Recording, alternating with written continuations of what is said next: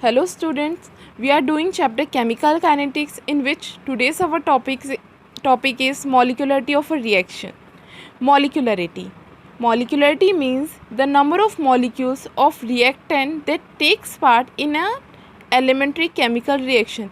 Means कितने number of reactant molecules किसी भी सिंगल स्टेप रिएक्शन में पार्टिसिपेट कर रहे हैं वो क्या होगी, उसकी मॉलिक्यूलरिटी होगी. एलिमेंट्री में सिंगल स्टेप, ठीक है. तो number of molecules of reactant, कितने रिएक्टेंट मॉलिक्यूल्स, कितने नंबर ऑफ रिएक्टेंट मॉलिक्यूल्स एक दूसरे से रिएक्ट कर रहे हैं प्रोडक्ट फॉर्म करने के लिए. तो कितने नंबर ऑफ रिएक्टेंट, जितने रिएक्टेंट मॉलिक्यूल्स के नंबर होंगे वही उसकी क्या होगी, रिएक्शन की मॉलिक्यूलरिटी होगी. Okay. According to collision theory molecules effectively collide to form product. क्या करते हैं कि कोलिजन थ्योरी के अकॉर्डिंग मॉलिक्यूल्स क्या करते हैं, कोलाइड करते हैं एक दूसरे के साथ. क्यों कोलाइड करते हैं, क्योंकि वो प्रोडक्ट बना सकें. ठीक है. तो इसलिए जितने भी मॉलिक्यूल्स, देखो यहाँ पे the number of molecules of reactant that must collide effectively to give product in an elementary reaction. Molecularity का मतलब होता है कि number of molecules of reactant, मतलब कितने नंबर ऑफ मॉलिक्यूल्स रिएक्टेंट के कोलाइड हो रहे हैं प्रोडक्ट बनाने के लिए, और वो भी किस में, एलिमेंट्री रिएक्शन. एलिमेंट्री में single step reaction. Molecularity is only defined for single step reaction. Okay. हम मल्टी स्टेप या कॉम्प्लेक्स रिएक्शन के लिए इसे हम डिफाइन नहीं कर सकते. तो किसी भी सिंगल स्टेप रिएक्शन में कितने मॉलिक्यूल्स रिएक्ट कर रहे हैं प्रोडक्ट बनाने के लिए, तो वो उसकी क्या होगी, मॉलिक्यूलरिटी होगी. Molecularity concept is only for elementary reaction. Molecularity is not defined for complex and multi step reaction. Molecularity सिर्फ एलिमेंट्री रिएक्शंस के लिए होती है, मीन्स सिंगल स्टेप रिएक्शंस के लिए होती हैं, और ये कॉम्प्लेक्स या मल्टी स्टेप रिएक्शंस के लिए नहीं होती हैं. ठीक है. तो मॉलिक्यूलरिटी का सिंपल सा मीनिंग है कि कितने नंबर ऑफ मॉलिक्यूल्स रिएक्टेंट के एक दूसरे से कोलाइड कर रहे हैं प्रोडक्ट बनाने के लिए. तो कितने रिएक्टेंट मॉलिक्यूल्स उस स्टेप में प्रेजेंट है, उस रिएक्शन में प्रेजेंट है, वो उसकी क्या होगी, मॉलिक्यूलरिटी होगी. Okay. Let's see this with examples. See here, this is an example A + B gives C. यह एक रिएक्शन है जिसका रेट क्या है, K concentration of A⁻1 and concentration of B⁻1, जो एक्सपेरिमेंटली डिटरमाइंड है. ठीक है. इसका रेट जो है वो एक्सपेरिमेंटली डिटरमाइंड है, और एलिमेंट्री रिएक्शन में ऐसा ही होता है. अब हमें पता कैसे चलेगा कि एलिमेंट्री रिएक्शन है. ठीक है. तो एलिमेंट्री रिएक्शंस में क्या होता है कि रेट जो रहता है उसकी पावर में, इनके पावर जो होती है वो सेम होती है एज देयर स्टोइचियोमेट्रिक कोएफिशिएंट. अब देखो यहाँ पे क्या है, यहाँ भी 1 है, यहाँ भी 1 है. ठीक है. तो इनकी पावर में क्या है, 1 1 है, और ये एक्सपेरिमेंटली डिटरमाइंड है, हम अपनी मर्जी से नहीं बोल रहे. ठीक है. तो अगर इनका स्टोइचियोमेट्रिक कोएफिशिएंट ये इससे सेम होगा, that is this is an elementary reaction. Okay. तो अब इसकी मॉलिक्यूलरिटी कितनी होगी, कितने मॉलिक्यूल्स कोलाइड कर रहे हैं, ए और बी मीन्स 2 मॉलिक्यूल, एक ए का और एक बी का मॉलिक्यूल कोलाइड कर रहा है. तो molecularity is 2 and order of reaction is also 2. Order of reaction 2 कैसे हुई, 1 + 1 2. ओके. तो एलिमेंट्री रिएक्शंस जो होती है उसमें मॉलिक्यूलरिटी और ऑर्डर ऑफ रिएक्शन जो होता है वो 99% जो रहता है वो क्या रहता है, सेम रहता है. ओके. तो यहाँ पे मॉलिक्यूलरिटी 2 है क्योंकि 2 मॉलिक्यूल्स कोलाइड कर रहे हैं, और ऑर्डर 2 है क्योंकि 1 + 1 2. Next is NH4NO2 gives N2 + 2H2. तो इसका रेट भी क्या है, K रेट कांस्टेंट, NH4NO2 की पावर में क्या है, 1 है, क्योंकि यहाँ पे भी क्या है, 1 है. तो इसकी मॉलिक्यूलरिटी कितनी होगी, 1, क्योंकि यहाँ पे हमें क्या, एक ही कंपाउंड दिख रहा है. ठीक है. एक ही कंपाउंड दिख रहा है, इसके साथ और कोई दूसरा रिएक्टेंट कोलाइड नहीं कर रहा है. तो इसकी मॉलिक्यूलरिटी 1 होगी, और ऑर्डर ऑफ रिएक्शन भी क्या होगा, 1 होगी. और ऐसी रिएक्शन जिसकी मॉलिक्यूलरिटी 1 होती है उन्हें यूनिमॉलिक्यूलर रिएक्शंस कहा जाता है. Okay. Now see this example 2HI gives H2 + I2. Means यहाँ पे 2 हाइड्रोजन आयोडाइड के मॉलिक्यूल्स रिएक्ट कर रहे हैं, कोलाइड कर रहे हैं. तो इसका रेट क्या है, K कंसनट्रेशन ऑफ HI⁻2. तो यहाँ पे भी 2 था और यहाँ पे भी क्या है, 2 है, जो क्या है, एक्सपेरिमेंटली डिटरमाइंड है. और इसकी मॉलिक्यूलरिटी क्या होगी, 2 होगी, क्योंकि 2 मॉलिक्यूल्स है। हाइड्रोजन आयोडाइड के कितने मॉलिक्यूल्स है? 2 है, और मॉलिक्यूलरिटी 2 है इसकी, और ऑर्डर ऑफ रिएक्शन भी क्या होगी? 2 होगी। तो जिसकी मॉलिक्यूलरिटी 2 होती है उन रिएक्शंस को बाय मॉलिक्यूलर रिएक्शंस कहा जाता है। Now see the next example, 2NO + O2 gives 2NO2। Okay, तो इसका रेट क्या हो गया? K, कंसनट्रेशन ऑफ NO⁴ और कंसनट्रेशन ऑफ O⁴ 1। ठीक है, तो अब इसकी मॉलिक्यूलरिटी कितनी होगी? 2 और 1 कितनी हो रही है? 3, और ऑर्डर ऑफ रिएक्शन भी क्या होगा? 2 + 1 3। तो जिस रिएक्शंस की मॉलिक्यूलरिटी 3 होती है उन्हें ट्राई मॉलिक्यूलर रिएक्शंस कहा जाता है। Okay, now see this reaction, this is different from all these examples. CH3COO C2H5 plus H2O gives CH3COH plus C2H5। ठीक है, यहाँ पे क्या हाइड्रोलिसिस ऑफ ईस्टर की हाइड्रोलिसिस शो की गई है, और यहाँ पे क्या बन रहा है? हमारा एसिटिक एसिड और अल्कोहल फॉर्म हो रहा है। ठीक है, तो अब यहाँ पे देखो, अगर हम अभी तक जो एग्जाम्पल देख रहे थे उसके अकॉर्डिंग क्या होनी चाहिए? यही चीज़ होनी चाहिए।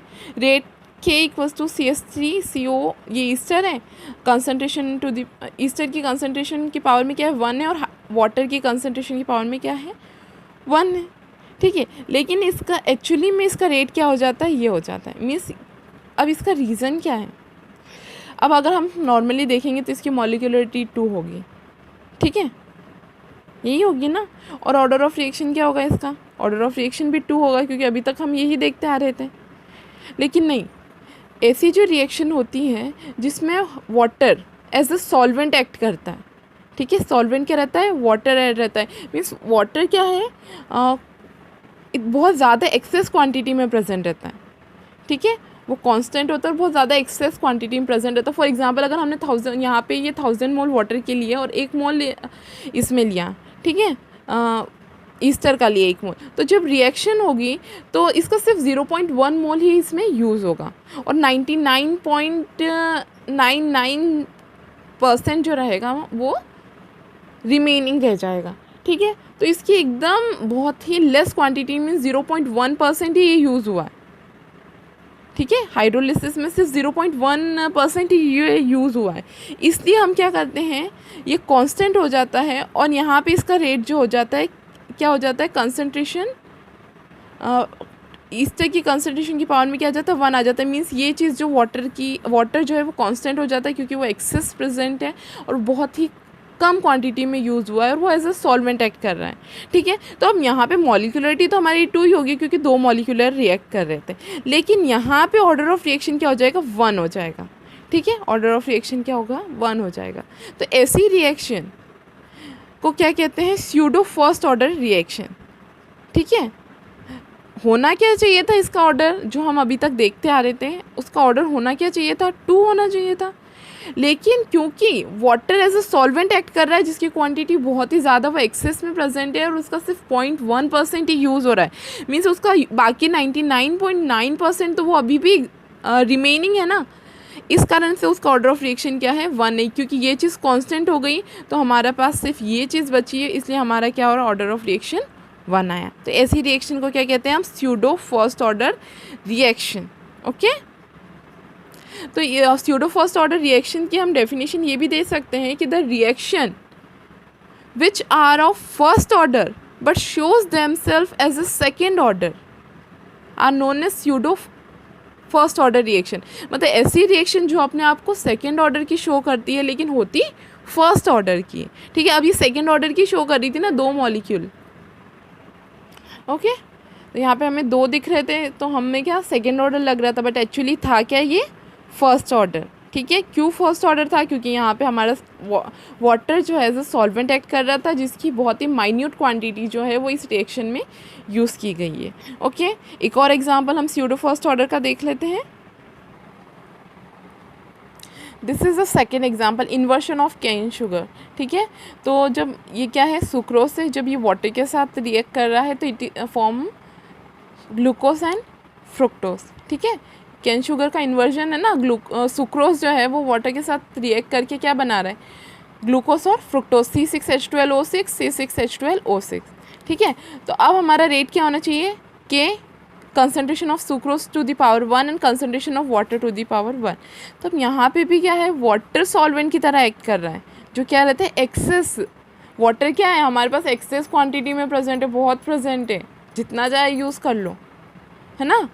तो इसलिए क्या है, अब यहाँ पे भी एक्सेस प्रेजेंट है, तो एक्सेस में प्रेजेंट है, सॉल्वेंट है ये, तो यहाँ पे भी ये चीज़ क्या हो जाएगी, कांस्टेंट हो जाएगी। तो हमारा रेट क्या हो जाएगा, सिर्फ सुक्रोज के concentration of sucrose to the power 1।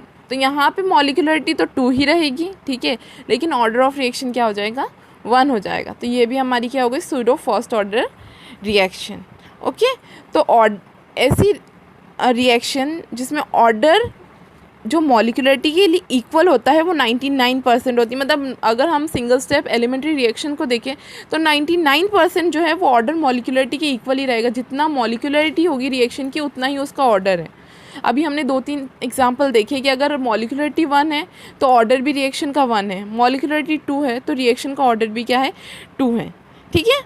तो 99% जो है वो ऑर्डर ऑफ रिएक्शन जो रहता है मॉलिक्यूलरिटी के इक्वल होता है। लेकिन स्यूडो ऑर्डर रिएक्शन जो होती हैं वो मॉलिक्यूलरिटी की जो होती है वो ऑर्डर ऑफ रिएक्शन +1 के इक्वल होती है। मतलब अगर मॉलिक्यूलरिटी 2 है तो ऑर्डर ऑफ रिएक्शन क्या होगी, 3 होगी, sorry +1 means order of reaction जो होगा उससे हमारी मॉलिक्यूलरिटी क्या होगी, ज़्यादा ही रहेगी। जैसे कि हमने ऊपर एग्जांपल देखा था, ऑर्डर ऑफ रिएक्शन 1 है तो हमारी मॉलिक्यूलरिटी क्या है, 2 है। ओके, तो नॉर्मली जितनी भी 99% रिएक्शन होगी उनमें ऑर्डर और मॉलिक्यूलरिटी सेम रहेंगे, लेकिन स्यूडो ऑर्डर रिएक्शन जितनी भी होगी उसमें मॉलिक्यूलरिटी और ऑर्डर ऑफ रिएक्शन में क्या डिफरेंस होगा। Okay, now let's see the difference between order of reaction and molecularity of reaction. Order of reaction is experimentally determined, है ना। order of reaction हम क्या करते हैं, experimentally determine करते हैं, लेकिन molecularity हम theoretically determine करते हैं, मीन्स रिएक्शन को देखकर बता सकते हैं कि इसकी molecularity कितनी होगी। Defined for elementary as well as complex reaction. Order of reaction elementary reactions के लिए भी फाइंड आउट की जा सकती है और कॉम्प्लेक्स रिएक्शन के लिए भी की जा सकती है, लेकिन molecularity is only defined for elementary reaction. Molecularity जो है वो सिर्फ सिंगल स्टेप रिएक्शन के लिए डिटरमाइन करते हैं। Okay, order can be positive, negative, zero और फ्रैक्शनल। ऑर्डर पॉजिटिव भी हो सकता है, ज़ीरो हो सकता है, नेगेटिव हो सकता है और फ्रैक्शनल वैल्यू भी पॉसिबल हो सकती है, ठीक है।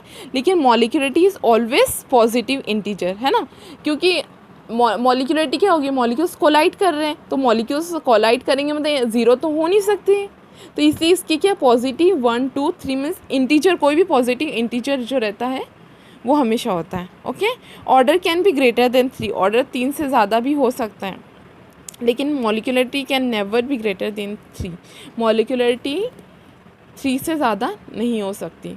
So that's all for today, thank you.